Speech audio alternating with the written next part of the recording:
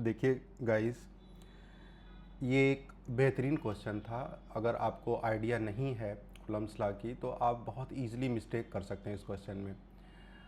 अब देखिए कितना ट्रिकी क्वेश्चन था, या आप सोच सकते हो कितना कंसेप्चुअल क्वेश्चन था। बहुत छोटा और कंसेप्चुअल क्वेश्चन। यहाँ पे हम लोग जानते हैं डाइपोल के केस में हम लोग जानते हैं कि अगर कोई भी डाइपोल है, सपोज़ ये नेगेटिव चार्ज है और यहाँ पॉजिटिव चार्ज है, तो इसके एक्सिस पे अगर इलेक्ट्रिक फील्ड हम लोग देखते हैं, कहीं यहाँ पे इलेक्ट्रिक फील्ड देखते हैं, तो इलेक्ट्रिक फील्ड का डायरेक्शन क्या होता है? अलोंग द पी वेक्टर होता है।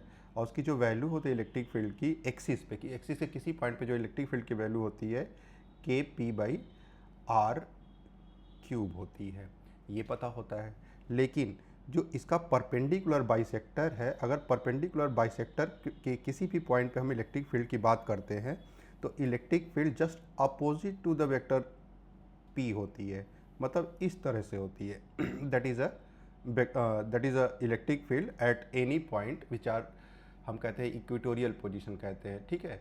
तो यहाँ पे इलेक्ट्रिक फील्ड कितनी होती है? तो हम यहाँ पे इलेक्ट्रिक फील्ड कहते हैं से that is a equatorial plane which is 2kp over R cube. तो ये ध्यान रहे, और माइनस टाइम्स रहता है। माइनस का मतलब जो वेक्टर ई का डायरेक्शन है और पी कैप का डायरेक्शन जस्ट अपोजिट होगा। अच्छा, एक तरह से और याद रख सकते हैं, अगर आपको पता है कि लाइंस निकलती कहाँ से हैं, निकलती हैं ओरिजिनेट होती हैं पॉजिटिव चार्ज से और सिंक होती है नेगेटिव चार्ज में। तो लाइन इस तरह से निकल रही होंगी और इस तरह से जा रही होंगी, तो जाहिर सी बात है कि लाइन का डायरेक्शन ऐसे होगा। और यहाँ पे हमें फैक्ट पता होता है कि यहाँ पे लाइन हमेशा परपेंडिकुलर होती है। वैसे भी हम लोगों ने प्रूव किया है कि ये इक्विपोटेंशियल सरफेस होता है, ठीक है। तो यहाँ पे तो आपको डायरेक्शन साफ साफ दिख रहा है कि किधर हमें एज्यूम करना है। तो ये फैक्ट अगर आपको पता है तो इसके बेसिस पे आप कह सकते हो कि जो यहाँ पे डायरेक्शन होगी इलेक्ट्रिक फील्ड का, वो डायरेक्शन होगी इधर होगा इलेक्ट्रिक फील्ड का। लेकिन क्यू चार्ज पे जो फोर्स लग रहा होगा वो फोर्स क्या होगा?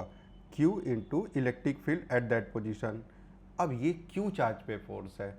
अब सोचिए, हम लोग जानते हैं कि जो कूलम्ब्स लॉ होता है that follow Newton's third law, F12 equals to minus times F21। ये हम लोगों ने प्रूफ कर रखा है। इसका मतलब इसके ऊपर जब ये चार्ज, मतलब जब ये वाला जो डाइपोल है ये इसके ऊपर इधर फोर्स लगा रहा है, तो ये जो चार्ज है ये इसके ऊपर जस्ट अपोजिट डायरेक्शन में, मैग्नीट्यूड में सेम लेकिन डायरेक्शन में अपोजिट, किधर फोर्स लगाएगा? इन अपवर्ड डायरेक्शन, इस तरह से लगाएगा फोर्स। ये डायरेक्शन फोर्स की होगी। इसका मतलब आंसर कौन सा हो गया इसका? अपवर्ड। ए पार्ट सही हो गया। तो आपको आई थिंक क्लियर हो गया होगा इसमें कंसेप्ट क्या है। हाँ, आपके लिए टास्क क्या हो गया? आपके लिए टास्क हो गया इसका मैग्नीट्यूड बताना, ये कितने अमाउंट का फोर्स लगा रहा है। ये आपके लिए फर्दर इन्वेस्टिगेटिव हो गया। तो ये करके आप बताइएगा। चलते हैं नेक्स्ट क्वेश्चन पे। तो नेक्स्ट क्वेश्चन देखिए, ये भी एक बेहतरीन, क्या आपको एक वैल्यू याद होना चाहिए, अप्लाई करने आना चाहिए। तो ये बहुत अच्छा क्वेश्चन तो नहीं है, लेकिन यही पूछ चुका है इस टाइप का क्वेश्चन, और हमने थोड़ा सा और मॉडिफाई कर दिया इसको। तो आप अगर मान लीजिए रीजन 1 में बात करते हैं, तो पहले तो आपको फैक्ट क्या पता होना चाहिए ताकि आप इस क्वेश्चन को कर पाओ। तो सबसे पहला फैक्ट ये पता होना चाहिए कि अगर कोई भी चार्ज सीट है जिसका और ये सिंगल चार्ज सीट मान रहे हैं, नॉन कंडक्टिंग सीट है जिसका सरफेस चार्ज डेंसिटी सिग्मा है, नॉन कंडक्टिंग है, ध्यान दीजिएगा। तो हम लोग कहेंगे कि अगर इसकी इलेक्ट्रिक फील्ड इधर किसी भी रीजन में इलेक्ट्रिक फील्ड बोली जाती है तो सिग्मा अपॉन 2 एप्सिलॉन नॉट होती है। ये बोर्ड के लिए गॉस लॉ का एक एप्लीकेशन है जो डेरिवेशन पूछा जाता है बोर्ड एग्जाम में। तो आपका काम बनता है कि आप इसका डेरिवेशन प्रिपेयर कर लीजिए। बड़ा सिंपल डेरिवेशन होता है। तो अगर इस डायरेक्शन में देखा जाए तो यहाँ भी अवे होगा, है ना, क्योंकि यहाँ पे जब भी टेस्ट चार्ज रखेंगे तो ये क्या करेगा? रिपेल करेगा, मैग्नीट्यूड सेम हो जाएगा। तो 2 एप्सिलॉन नॉट। तो ये फैक्ट अगर आपको याद है तो आप इस लॉजिक को इंटीग्रेट करके आंसर तक पहुँच सकते हैं। तो क्या करेंगे हम लोग? रीजन 1 में देखें तो रीजन 1 में देखिए जो सीट 1 है, मान लीजिए नाम दे देते हैं हम कि ये आपका सीट से 1 हो गई, ये सीट 2 हो गई और ये सीट 3 हो गई। तो 3 आपके पास 4 सीट है और तीनों फोर्स किधर लगा रही हैं। अब देखिए, अगर टेस्ट चार्ज पे हम यहाँ पे देखें तो 1 किधर लगाएगा? 1 चूँकि पॉजिटिव है तो रिपेल करेगा, वो इस डायरेक्शन में आ गया, ये E1 हो गया। E2 अट्रैक्ट करेगा तो इधर हो गया, ठीक है। E3 किधर हो गया? E3 रिपेल करेगा, इधर हो गया। तो ये हो गया। अब वैल्यूज़ हम लोग लिख लेते हैं। तो हमें पता है कि इसमें E2 को क्या करना है? E2, E1 और E3 को हम लोग क्या कर लेंगे? ऐड कर लेंगे और E2 को सब्ट्रैक्ट कर देंगे। और नेट डायरेक्शन मान लेते हैं लेफ्ट होगा, है ना, अगर पॉजिटिव आया तो राइट होगा, अगर नेगेटिव आ गया तो देखिए E1 और E3 का, E1 का मैग्नीट्यूड कितना हो गया? E1 का मैग्नीट्यूड हो गया सिग्मा अपॉन 2 एप्सिलॉन नॉट, ठीक है। और E2 का मैग्नीट्यूड क्या हो गया, ये ध्यान दीजिएगा कि जो साइन है चार्ज डेंसिटी का नहीं ले रहे हैं, क्योंकि डायरेक्शन ऑलरेडी कंसीडर कर चुके हैं, डायरेक्शन हम कंसीडर कर चुके हैं, साइन इसलिए नहीं लेंगे, हम सिर्फ मैग्नीट्यूड देख रहे हैं। तो क्या हो जाएगा, दैट इज़ प्लस का 2 सिग्मा अपॉन 2 एप्सिलॉन नॉट, ठीक है। और E2 सॉरी ये सब्ट्रैक्ट हो रहा है क्योंकि इसकी डायरेक्शन क्या है, अपोजिट है, और प्लस का E3 हो जाएगा, मतलब 3 सिग्मा अपॉन 2 एप्सिलॉन नॉट। देखिए डिनोमिनेटर तो सब में सेम है, तो न्यूमरेटर का हिसाब किताब देख लीजिए। न्यूमरेटर में कितना, ये हो गया 3 और प्लस 1 4 और माइनस 2 हो गया, तो 4 माइनस 2 बचा, तो that is 2 sigma upon 2 epsilon not. ये आ गया रीजन 1 में फील्ड आ गई, ठीक है। इसी तरह से रीजन 2 में फील्ड निकाल लीजिए, रीजन 3 में फील्ड निकाल लीजिए, रीजन 4 में फील्ड निकाल लीजिए, आप आराम से बता सकते हो। कर देते हैं हम। तो रीजन 2 में देखिए, अगर रीजन 2 की बात करें तो रीजन 2 में जब यहाँ पे आप कोई टेस्ट चार्ज रखोगे तो सीट 1 क्या करेगी, इसको रिपेल करेगी इस साइड में, ये क्या करेगा, अट्रैक्ट करेगा सेम साइड, लेकिन जो आपका सीट 3 होगी वो रिपेल करेगी, अगेंस्ट हो जाएगी। इसका मतलब 1 और 2 की फील्ड ऐड होगी मैग्नीट्यूड में और 3 सब्ट्रैक्ट होगा। तो 1 का क्या हो जाएगा, 1 का हो जाएगा sigma upon 2 epsilon not, plus 2 का भी ऐड हो रहा है तो 2 सिग्मा अपॉन 2 एप्सिलॉन नॉट, और तीसरे वाले का सब्ट्रैक्ट हो जा रहा है तो 3 सिग्मा अपॉन, क्योंकि डायरेक्शन अपोजिट है इसलिए सब्ट्रैक्ट हो रहा है, 3 सिग्मा अपॉन 2 एप्सिलॉन। न्यूमरेटर देखिए, डिनोमिनेटर तो सेम है, न्यूमरेटर देखिए तो 1 + 2 3 हो गया, -3 दैट बिकम 0 हो गया। इसका मतलब इस रीजन में कोई भी electric field, net electric field 0 होगी, है ना। अब रीजन 3 देख लेते हैं। रीजन 3 में आपके पास, अब देखिए अगर यहाँ टेस्ट चार्ज रखते हैं, सब यहाँ पे टेस्ट चार्ज रखते हैं तो क्या होगा, ये उसको रिपेल करेगा, ये उसको अट्रैक्ट करेगा, ये इसको रिपेल करेगा। इसका मतलब 1 और 3 का डायरेक्शन सेम हो गया, तो 1 का डायरेक्शन इधर हो गया, 2 का डायरेक्शन इधर हो गया, और 3 का डायरेक्शन आपका इस साइड में होगा रिपल्सन की वजह से। 1 का डायरेक्शन हमने गलत बना दिया, 1 का डायरेक्शन आपका दैट रिपेल्ड इधर होगा, और आपका 2 का डायरेक्शन चूंकि अट्रैक्ट हो रहा है, यहाँ पे चार्ज रखेंगे तो 2 अट्रैक्ट करेगा, तो ये 2 का डायरेक्शन इधर हो गया और 3 रिपेल करेगा, ठीक है। तो इसमें देखिए कौन कौन ऐड होगा, कौन 2 ऐड होंगे, जाहिर सी बात है कि E2 और E3 ऐड होंगे और E1 आपका सब्ट्रैक्ट होगा। इसका मतलब माइनस का sigma upon 2 epsilon not, plus का 2 सिग्मा अपॉन 2 एप्सिलॉन नॉट, और प्लस का 3 सिग्मा अपॉन 2 एप्सिलॉन नॉट। तो 3 2 5 -1 4 बचा, तो 4 सिग्मा अपॉन 2 एप्सिलॉन नॉट हो गया। ये हो गया आपका रीजन 3 में।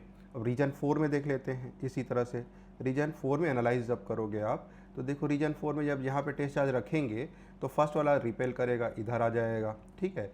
सेकेंड वाला क्या करेगा, अट्रैक्ट करेगा, वो इधर आ जाएगा। फिर उसके बाद क्या होगा, 3 वाला रिपेल करेगा तो इधर आ जाएगा।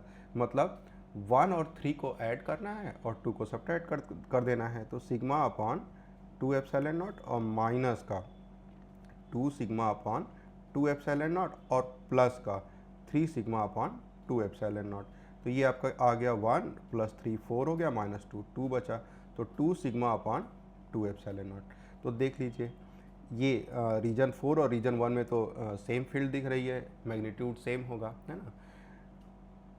पूछा क्या गया है, पूछा गया है मिनिमम फील्ड कहाँ दिख रही है, 0 दिख रही है, which is in region 2। I hope आपको क्लियर होगा। नाउ नेक्स्ट क्वेश्चन पे चलते हैं हम लोग। तो देखिए ये भी गॉस लॉ का एप्लीकेशन है ना। तो ये बड़ा सिंपल है कि इससे हम लोग अगर टोटल फ्लक्स निकालें तो जो टोटल फ्लक्स हो जाएगा ई डॉट डी ए। तो हम लोग जानते हैं कि ये क्लोज इंटीग्रल कितने पार्ट में टूटेगा आपका, एक हो गया आपका लेफ्ट फेस राइट वाला जो सरफेस है, और सी एस से हो गया। तो सी एस से चूँकि इलेक्ट्रिक फील्ड कैसे है, इलेक्ट्रिक फील्ड आपकी जे कैप में दे रखी है, इसका मतलब पैरेलल टू वाई एक्सिस है। अगर electric field parallel to Y axis है, there is no flux through the curved surface. तो इसको पहले आप ब्रेक करते हो कितने सरफेस में से, हम मान लीजिए S1 सरफेस कह दे रहे हैं, दैट इज़ S1 सरफेस। ये आपका मान लीजिए कि S2 सरफेस है और ये S3 सरफेस है। तो S1 surface E dot D A, और प्लस क्या हो गया आपका S2 सरफेस से ई डॉट डी ए, और साथ में आपका हो गया S3 सरफेस से जो फ्लक्स हो जाएगा, मतलब ई डॉट डी ए। तो इसमें हमें कौन कौन सा पार्ट ज़ीरो दिख रहा है, S1 से। S1 से क्यों ज़ीरो है, S1 के लिए देखिए इलेक्ट्रिक फील्ड जब निकालेंगे हम, दैट मीन्स जो लेफ्ट फेस है, राइट और लेफ्ट फेस हो गया, तो इलेक्ट्रिक फील्ड लेफ्ट फेस पे कितनी आ जाएगी, वाई कोऑर्डिनेट आप जीरो प्लेस करोगे तो जीरो का स्क्वायर हो जाएगा जे कैप, तो आंसर ज़ीरो आ गया। इसका मतलब इस फेस पे जो इलेक्ट्रिक फील्ड की वैल्यू है ज़ीरो है, इसके लिए ये क्या हो जाएगा, ये हो जाएगा आपका ज़ीरो, ये इंटीग्रल जीरो हो जाएगा। सेकेंड वाला देखिए, S2 क्या है, CSA है, कॉर्ड सरफेस है। कॉर्ड सरफेस में जो एरिया वेक्टर होगा वो perpendicular to the electric field होगा, ये DA होगा, इसके लिए ये ज़ीरो हो गया। तो ले दे के बचा क्या, नेट फ्लक्स के नाम पे बचा, जो राइट वाले फेस से निकल रहा है फ्लक्स, वो नेट फ्लक्स हो गया। अब वो कितना हो जाएगा, उसमें एरिया वेक्टर और जो एरिया वेक्टर है और इलेक्ट्रिक फील्ड है उसके बीच में एंगल ज़ीरो हो गया। तो अगर हम इसे ओपन करते हैं तो पहले तो हम राइट फेस पे हम इलेक्ट्रिक फील्ड की वैल्यू कैलकुलेट कर लेते हैं, तो 3। अब एक्स कोऑर्डिनेट क्या रखेंगे, देखिए इसका सिलेंडर का जो लेंथ है या हाइट कह लीजिए वो a दे रखा है, वही आपका y कोऑर्डिनेट हो जाएगा, है ना, उसका सिलेंडर का जो वो फेस है उसके लिए y कोऑर्डिनेट a हो जाएगा, वैल्यू प्लेस कर देंगे तो 3a², ये हो गया आपका इलेक्ट्रिक फील्ड। नाउ अब अगर इसकी बात करें हम यहीं पे दिखा दे रहे हैं, तो दैट इज़ EDA, जो भी राइट साइड में आपका इलेक्ट्रिक फील्ड है, और DA cos 0। E कांस्टेंट है क्योंकि एक बार 3a² प्लेस कर देंगे तो कांस्टेंट हो जाएगा, 3a² बाहर ले लिया हमने, और DA का मतलब उस फेस की एरिया हो गई, कौन से, जो राइट फेस है उसकी एरिया हो गई, वो सर्कुलर है, रेडियस a है, ऐसा क्वेश्चन में कह रखा है, तो πa² हो जाएगा, तो 3a² इंटू πa², ये हो गया, that is the total flux through this cylinder. But according to Gauss law, क्या होता है, अकॉर्डिंग टू गॉस लॉ होता है ये Q enclose divide by epsilon not के इक्वल होगा, तो Q enclose divide by epsilon not हो जाएगा, ये हो गया 3πa⁴, एप्सिलॉन नॉट को इधर मल्टीप्लाई कर देंगे तो ये इधर आ जाएगा यहाँ से हट के। तो ये आपका आंसर हो गया, जो आपका आंसर दे रखा है कि आपका बी पार्ट सही है। नेक्स्ट आते हैं हम लोग, अब देखिए ये एक्चुअली हमने एक मतलब अब क्या बताएं, बेहतरीन क्वेश्चन बनाया था, थोड़ा अच्छा बनाया था क्वेश्चन, थोड़ी सी क्वाड्रेटिक मैथ को ज़्यादा यूज़ कराने की कोशिश करी थी, लेकिन रॉन्गली जो मतलब थोड़ा सा वर्डिंग का गड़बड़ हो गया, फिर भी ये क्वेश्चन का ऑप्शन मिल जाएगा इसमें। देखिए क्या कहा गया है, कि electric flux through the Gaussian surface S3 के अंदर इलेक्ट्रिक फ्लक्स अगर निकालना चाहते हैं तो अगर हम φS3 लिख दें तो Q enclose divide by epsilon not होगा। अब इनक्लोज S3 के अंदर मतलब सब कुछ तो अंदर ही है, अब क्या है, आप 2Q माइनस 3Q और NQ आप क्या करेंगे, ऐड करेंगे, तो ये आ जा -Q, NQ और -Q आ गया, divided by epsilon not, Q common कर सकते हैं, तो आपका n-1 times Q divide by epsilon not, ये तो S3 से फ्लक्स हो गया। अब कहा गया कि ये n टाइम्स है S1 के फ्लक्स से, तो φS1 निकाल लेते हैं, तब ना कंडीशन इम्पोज करेंगे। सिंपल जो कहा गया है आराम से ऑपरेट करिए, आप पहुंच जाएंगे, है ना, थोड़ी कॉन्फिडेंस जनरेट करना पड़ेगा ना, ऐसे 2 4 10 क्वेश्चन सही करेंगे अपने से तब कॉन्फिडेंस जनरेट होगा। ठीक है, तो क्या हो जाएगा, Q इनक्लोज, S1 में जो Q इनक्लोज हो जाएगा 2Q दिख रहा है, तो 2Q divided by epsilon not with in the S1 है। तो अब ATQ अकॉर्डिंग टू क्वेश्चन क्या कहा है कि जो n टाइम्स S1 का है, तो n टाइम्स जो फ्लक्स S1 का है, ऐसा कह रखा है, जो S3 के थ्रू फ्लक्स है। इसका क्या मतलब हुआ, इसका मतलब हुआ कि n-1 times Q upon epsilon naught that is equals to 2Q divide by epsilon naught. अब देखिए Q बाई एप्सिलॉन नॉट ने Q बाई एप्सिलॉन नॉट को मार दिया, ओ हो, तो n की वैल्यू 3 आ गई, n की वैल्यू यहाँ पे n-1 इक्वल्स टू 2, n की वैल्यू आ गई 3, सॉरी, ये n टाइम्स कहा गया तो ये n मिसिंग है, सॉरी, तो n मिसिंग है, तो n मिसिंग है मतलब ये जो n था वो भी तो लिखेंगे हम लोग, यहाँ पे n लिख दिया, तो ये कटा 2n आ गया, तो n-1 इक्वल्स टू 2n हो गया। अब इसको सॉल्व कर लीजिए, 2n इधर ले आइए, तो n-2n इक्वल्स टू 1 हो गया, तो -n इक्वल्स टू 1 हो गया, तो n इक्वल्स टू जाहिर सी बात है -1 हो गया, तो आंसर आपका C सही हो गया। अब देखिए क्वेश्चन में हमने क्या कहा, क्वेश्चन में मेरी मंशा क्या थी बनाने की, है ना, जस्ट उल्टा थी। हम ये बोलना चाहते थे आप लोगों से कि जो φS1 है वो n टाइम्स फाई S3 है, तब आपको n की वैल्यू निकालनी है। अब मान लीजिए हम पेपर में नहीं दे पाए, आप बता दिए, तो अब आप करके n की पॉसिबल वैल्यूज़ बताइएगा पहले। हालांकि क्वेश्चन में आगे भी एक कंडीशन दिया गया है, उसको लेके एक रिजेक्शन भी आएगा। तो अब ये क्वेश्चन अटेम्प्ट करिएगा कि अगर S1 के थ्रू जो भी फ्लक्स है वो n टाइम्स S3 है, तब n की वैल्यूज़ क्या क्या होंगी। पहली बात एक टास्क हो गया, दूसरी बात उनमें से कौन सी वैल्यू रिजेक्ट होगी, दोनों में से, ये दूसरी बात हो गई। तो दो बातें हैं, है। खैर, नेक्स्ट क्वेश्चन पे चलते हैं। अब देखिए यहाँ हम लोग क्या जानते हैं, इस वाले क्वेश्चन में हमसे कहा गया था कि CSA से कितना फ्लक्स पास कर रहा है। तो देखिए यहाँ जो Q चार्ज से फील्ड लाइंस निकल रही होंगी या फ्लक्स निकल रहा होगा, कुछ CSA से जा रहा होगा, कॉर्ड सरफेस से जा रहा होगा, कुछ राइट वाले सर्कुलर फेस से जा रहा होगा, कुछ लेफ्ट वाले सर्कुलर फेस से जा रहा होगा, है ना। तो टोटल फ्लक्स कितना होगा, टोटल फ्लक्स हो जाएगा according to Gauss law enclose charge divide by epsilon, that is the total flux. लेकिन ये टोटल फ्लक्स किसके इक्वल होगा, ये टोटल फ्लक्स हो जाएगा जो आपका इस वाले सरफेस से है, मतलब जो आपका ये राइट वाला फेस है, सॉरी लेफ्ट वाला फेस है, राइट वाला फेस है और CS से है। तो अब देखिए इसमें क्या दे रखा है, phi is the flux through the, कह रहा है कि through the right circular face. तो इस राइट सर्कुलर फेस से फ्लक्स कितना है, फाई है, तो लेफ्ट से भी फाई ही होगा, सिंपल सी बात है। तो आपसे पूछा गया है कि जो CSA से होगा, कर्व सरफेस से, CSA से फ्लक्स जो होगा वो कितना होगा।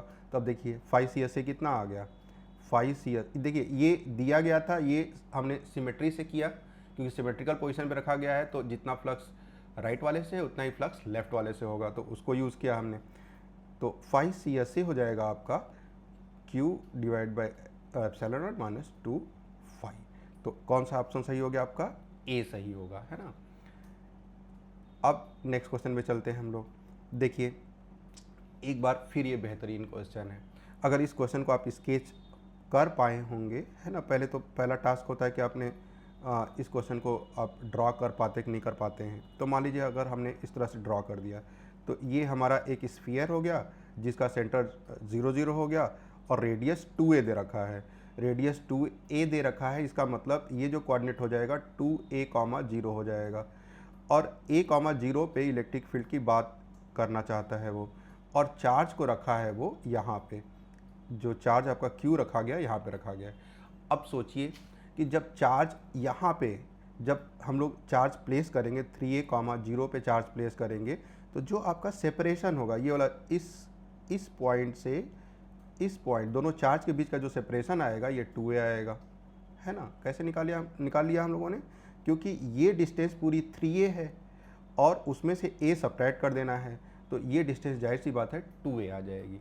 अब कोई भी जो चार्ज है वो कितना इलेक्ट्रिक फील्ड प्रोड्यूस करता है, तो हम लोग जानते हैं that is KQ by R square होता है। तो जो इलेक्ट्रिक फील्ड हो गई दैट इज़ मैग्नीट्यूड हो गया KQ by R square, R square का मतलब 2a का होल स्क्वायर। डायरेक्शन क्या होगा, तो यहाँ पे जब भी टेस्ट चार्ज रखेंगे तो वो रिपेल होगा, तो डायरेक्शन आपका इधर आएगा, मतलब माइनस I कैप होगा। ये ध्यान रहे कि किसका इलेक्ट्रिक फील्ड है, Q का इलेक्ट्रिक फील्ड है। लेकिन चूँकि ये हमारा कंडक्टिंग स्फीयर है, और कंडक्टिंग स्फीयर है तो ये हमेशा इसके ऊपर, सबसे पहली बात कि बहुत सारे चार्ज क्या हो जाएंगे, इंड्यूस हो जाएंगे इसके ऊपर, इधर निगेटिव, अपोजिट में पॉजिटिव चला जाएगा। और वो इस तरह से इंड्यूस होते हैं सो दैट कि जो आपका स्फेरिकल सेल है उसके अंदर कोई भी इलेक्ट्रिक फील्ड ना हो। दैट इज़ अ कंसेप्ट कि with in spherical shell electric field 0 होती है। और ये कौन इंश्योर करता है, जो इंड्यूस चार्ज हैं ये इंश्योर करते हैं कि यहाँ पे इलेक्ट्रिक फील्ड 0 होनी चाहिए। तो अब बताइए, इंड्यूस जो ये सारे चार्जेस आए हैं आपके सरफेस पे, जो इंड्यूस चार्जेज आए हैं, इनके नेट इलेक्ट्रिक फील्ड किस डायरेक्शन में होंगे ताकि ये नलीफाई होगा या कैंसिल होगा या न्यूट्रलाइज किया जाएगा। तो जाहिर सी बात है कि उन इंड्यूस चार्जेस को अपोजिट डायरेक्शन में इलेक्ट्रिक फील्ड क्या करनी पड़ेगी, प्रोड्यूस करनी पड़ेगी, दैट इज़ अ इंड्यूस्ड, ये इंड्यूस्ड फील्ड हो जाएगी। और उसका मैग्नीट्यूड उतना ही रखना पड़ेगा, डायरेक्शन अपोजिट करनी पड़ेगी। तो जाहिर सी बात है कि मैग्नीट्यूड तो इतना ही रहेगा, डायरेक्शन बस I कैप हो जाएगा। मतलब आंसर क्या हो गया, KQ by 4a square I cap. तो आंसर आपका क्या हो गया, A सही हो गया। तो ये फिर से एक बेहतरीन क्वेश्चन, दो कंसेप्ट हैं। पहला कंसेप्ट क्या लगा इसमें, within the spherical shell electric field 0 होती है, लेकिन within the shell electric field जो प्रोड्यूस करने वाले लोग हैं उसके लिए कंट्रीब्यूटर कौन कौन है, जितने भी सिस्टम में चार्जेस मौजूद हैं। तो सिस्टम में चार्ज कहाँ कहाँ है, एक तो वो खुद क्यू चार्ज रखा गया है और दूसरा जो इंड्यूस चार्ज आए हैं, दोनों मिल के उस पॉइंट पे इलेक्ट्रिक फील्ड इंश्योर करेंगे ज़ीरो होने की ना। तो अब ये क्वेश्चन देखिए, इसमें हम लोग बात किए थे, एक्चुअली ये एग्जाम्पलर क्वेश्चन से इंस्पायर्ड क्वेश्चन था। तो इसमें बड़ा सिंपल था कि जो भी इलेक्ट्रिक फील्ड होती है, गॉस लॉ में जो ये इलेक्ट्रिक फील्ड होती है टोटल चार्ज के द्वारा होती है ऑफ द सिस्टम में जितने भी चार्ज दिख रहे हैं, मतलब किसी भी पॉइंट पे अगर इलेक्ट्रिक फील्ड बात करें तो Q1 और Q2 दोनों के द्वारा बात करी जाएगी। लेकिन जो यहाँ Q लिखा गया है ये इनक्लोज चार्ज की सिर्फ बात करता है जो गॉसियन सरफेस के अंदर है। दैट्स वाई बी ऑप्शन आपका क्या है, करेक्ट है। नाउ अब चलते हैं हम लोग असर्शन रीजन पे। देखिए असर्शन रीजन भी तीनों अच्छे क्वेश्चन थे, थोड़े थोड़े कंसेप्चुअल थे। तो पहला क्या है, पहला दे रखा है कि assertion electric field due to the long infinite long straight charge wire is uniform. पहले तो इसी को देख लीजिए, ये फॉर्मूला होता है, ये डेरिवेशन आपको आना चाहिए, है ना।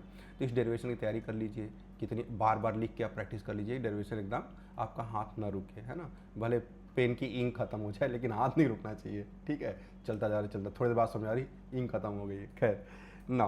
तो हमने देखिए ये इलेक्ट्रिक फील्ड आर पे डिपेंड कर रही है, जैसे जैसे इसका मतलब कि अगर ये लाइन चार्ज है, यहाँ से जितना दूरी पे आप बढ़ते जाएंगे, आगे जाएंगे, तो फील्ड वीकर होती चली जाएगी, क्योंकि जो ये इलेक्ट्रिक फील्ड है ई के इन्वर्सली प्रोपोर्शनल है। इन्वर्सली प्रोपोर्शनल मतलब आर अगर बढ़ाते हैं तो ई क्या होगा, डिक्रीज करेगा। अब चूंकि ई चेंज हो रहा है तो हम कांस्टेंट क्यों कहेंगे, है ना। ई क्या हो रहा है, ई का डायरेक्शन भी डिफरेंट है, और साथ में देखिए यहाँ पे हम बताए थे कि रेडियल डायरेक्शन होता है, तो डायरेक्शन भी डिफरेंट है और मैग्नीट्यूड भी बदल रहा है, तो नॉन यूनिफॉर्म है। तो पहला क्या हो गया, फॉल्स हो गया, और दूसरा तो फॉर्मूला ही है ना, ट्रू है। तो पहला फॉल्स, दूसरा ट्रू, जनरली डी ऑप्शन होता है। अब बात करते हैं net flux through the an atom.